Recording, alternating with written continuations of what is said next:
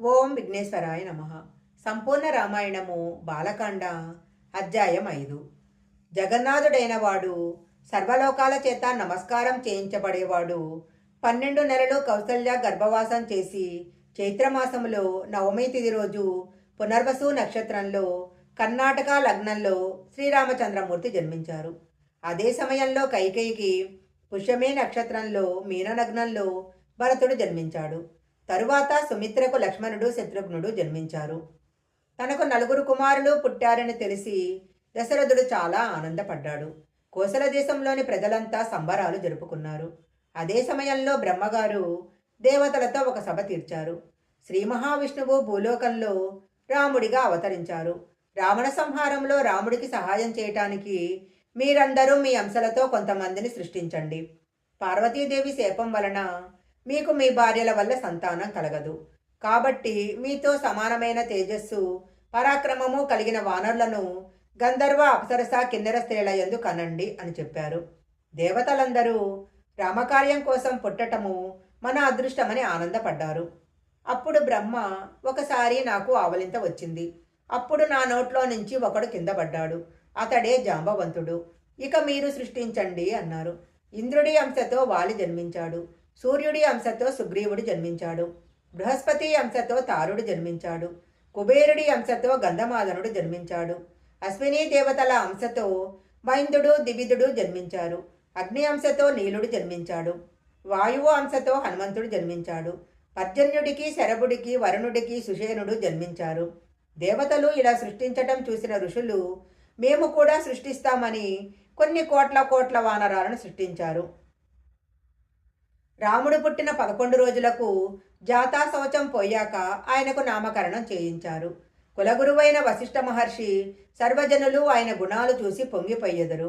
కాబట్టి ఆయనకు రామ అని, సుమిత్ర కుమారుడైన సౌమిత్రి అపారమైన లక్ష్మీ సంపన్నుడు కాబట్టి ఆయనకు లక్ష్మణ అని, కైకేయ కుమారుడు భరించే గుణము కలవాడు కాబట్టి ఆయనకు భరత అని, శత్రువులను సంహరించగలవాడు కాబట్టి శత్రుఘ్న అని నామకరణం చేశారు. తన కుమారులందరూ పెరిగి పెద్దవారవుతుంటే వాళ్లను చూసుకొని దశరథుడు ఎంతో మురిసిపోయాడు. వాళ్ళన్ని వేదాలు అన్ని విద్యలు నేర్చుకున్నారు. ఎప్పుడూ గురువులను పూజించేవారు. లోకంలోని అందరి హితం కోరుకునేవారు. వాళ్ళెప్పుడూ తండ్రి గారికి సేవ చేసేవాళ్ళు. రాముడు జలపాల జుట్టుతో రాజమార్గంలో వెళుతుంటే చూసిన దశరథుడికి తాను యవ్వనంలో ఉన్నప్పుడు ఎలా ఉండేవాడో రాముడు కూడా అలాగే ఉన్నాడనిపించేది. అలా లేక పుట్టిన పిల్లలను చూసుకుంటూ రాజదంపతులు హాయిగా కాలం గడిపారు. అలా కొంతకాలం గడిచాక ఒకనాడు దశరథ మహారాజు సభలో ఇలా అన్నారు. నా పిల్లలకు 12 సంవత్సరాల వయసు దాటింది. వాళ్ళు పెద్దవాళ్ళు అవుతున్నారు. కాబట్టి వాళ్లకు వివాహం చేయాలి అనుకుంటున్నాను. తగిన సంబంధాలు వెతకమని దశరథుడు అంటుండగా సభలోకి ఎవరూ అనుకోని విధంగా విశ్వామిత్ర మహర్షి ప్రవేశించారు. వెంటనే దశరథుడు లేచి ఆయనకు ఎదురొచ్చి స్వాగతం పలికాడు. మీరు మా రాజ్యానికి రావడం మా అదృష్టము. మీలాంటి గొప్ప మహర్షులు బూరకనే రారు. కాబట్టి మీ కోరికేదైనా నేను సంతోషంగా తీరుస్తాను అని దశరథుడు అన్నాడు. అప్పుడు విశ్వామిత్రుడు, దశరథ మహారాజా, నీకు సామంతురాజులందరూ లొంగి ఉన్నారా? దాన ధర్మాలు సక్రమంగా చేస్తున్నావా అని పలు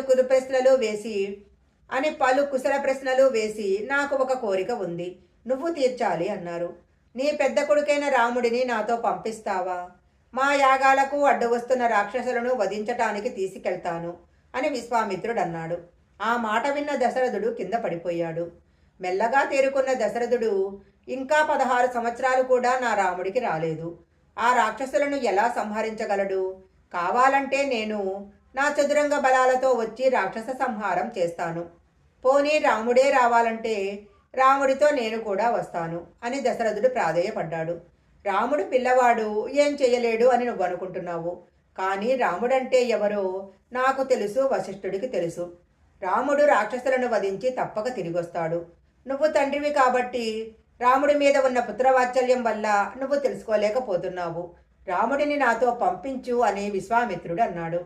అప్పుడు దశరథుడు, లేక పుట్టిన నా కొడుకును నన్ను విడిచిపెట్టు అన్నాడు. నువ్వు తండ్రివి కాబట్టి నీకు రాముడి మీద ఉన్న పుత్రవాత్సల్యం వల్ల నువ్వు తెలుసుకోలేకపోతున్నావు. రాముడిని నాతో పంపించు అని విశ్వామిత్రుడు అడిగాడు. అప్పుడు దశరథుడు, లేక లేక పుట్టిన నా కొడుకును నన్ను విడిచిపెట్టు అన్నాడు. ఈ మాటలు విన్న విశ్వామిత్రుడికి ఆగ్రహం వచ్చి, చేసిన ప్రతిజ్ఞ నిలబెట్టుకోలేక, మాట తప్పిన ధర్మం తెలియని దశరథ, పుత్ర పౌత్రాదులతో సుఖంగా శాంతిగా జీవించు అని వెళ్ళిపోతున్నాడు. వెంటనే వశిష్ఠుడు లేచి విశ్వామిత్రుడిని కూర్చోమని చెప్పి దశరథుడితో ఇలా అన్నాడు. ఇంతకాలం రాజ్యం చేశావు, ధర్మాత్ముడవని అనిపించుకున్నావు. ఇప్పుడు ఆడిన మాట తప్పి దశరథుడు అధర్ముడు, మాట తప్పినవాడు అనిపించుకుంటావా? ఇచ్చిన మాటకు నిలబడు. విశ్వామిత్రుడంటే ఎవరో తెలుసా? ఈ లోకంలోని ధర్మమంతా విశ్వామిత్రుడు. ఈ లోకంలోని తపస్సంతటికి నిర్వచనము విశ్వామిత్రుడు. ఈ లోకంలోని బుద్ధి అంతటికి నిర్వచనం విశ్వామిత్రుడు. శివుడి అనుగ్రహంగా ఆయనకి ధనుర్వేదం మొత్తం భాషించింది. కావున ఈ లోకంలో ఉన్న అన్ని శస్త్రాలు తెలుసు.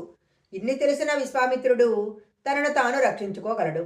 కానీ రాముడికి ఆ కీర్తి దక్కాలని, తనకు తెలిసిన సమస్త విద్యలు రాముడికి దారపోయాలని ఆయన ఆశ. ఎందుకు అడ్డుపడతావు అని అన్నాడు. దశరథుడు అంతఃపురంలోకి వెళ్ళి రాముడిని తీసుకురా అని కౌసల్యతో చెప్పాడు. రాముడితో పాటు లక్ష్మణుడు కూడా వచ్చాడు. స్వస్తివాచకం చేసి కౌసల్య రాముడిని పంపించింది. సభలోకి వచ్చిన రాముడిని అక్కడున్న ఋషులందరూ ఆశీర్వదించారు. దశరథుడు రాముడి నుదుటి మీద ముద్దు పెట్టుకున్నాడు. చాలా సంతోషంతో, నా కొడుకుని నీ చేతులలో పెడుతున్నాను, మీరెలా కావాలంటే అలా వాడుకోండి అని విశ్వామిత్రుడితో చెప్పాడు. విశ్వామిత్రుడు ఏది చెబితే అది చెయ్యి అని రాముడితో చెప్పి సాగనంపాడు. అలా విశ్వామిత్రుడి వెనుక రామలక్ష్మణులు బయలుదేరారు.